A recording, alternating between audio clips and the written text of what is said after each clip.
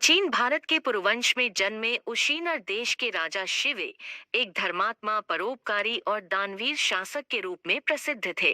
उनके राज्य में किसी को कोई कष्ट नहीं था और उनकी कीर्ति स्वर्ग तक पहुंच चुकी थी। स्वर्ग लोक में जब देवताओं ने उनकी कीर्ति सुनी, तो इंद्र और अग्निदेव को विश्वास न हुआ। उन्होंने राजा शिवे की परीक्षा लेने का निश्चय किया। अग्नि ने कबूतर और इंद्र ने बाज का रूप लिया। राजा शिवी एक यज्ञ में लीन थे। तभी एक कबूतर डरता हुआ आकर उनकी गोद में गिरा और बोला, राजन, मेरी रक्षा कीजिए।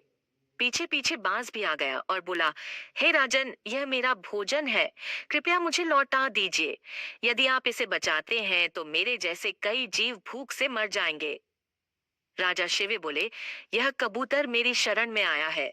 मैं अपनी जान दे सकता हूँ, पर शरणागत का त्याग नहीं। तुम जो चाहो मांग सकते हो। बाज बोला, यदि आप इसे नहीं दे सकते तो इसके बराबर अपना मांस मुझे दीजिए। राजा शिवे ने कहा, मैं तैयार हूँ। यह शरीर धर्म के काम आए, इससे बढ़कर क्या होगा। जब राजा ने मांस रखा, तराजू नहीं तुला। अंततः राजा स्वयं पलड़े में बैठ गए और बोले, हे बाज, मैं ही तेरा आहार हूँ। तभी आकाश से पुष्प वर्षा हुई। बाज और कबूतर ने अपना असली रूप धारण किया। इंद्र और अग्निदेव बोले, हे राजन, आप वास्तव में परम धर्मात्मा है। आपने धर्म की पराकाष्ठा की है।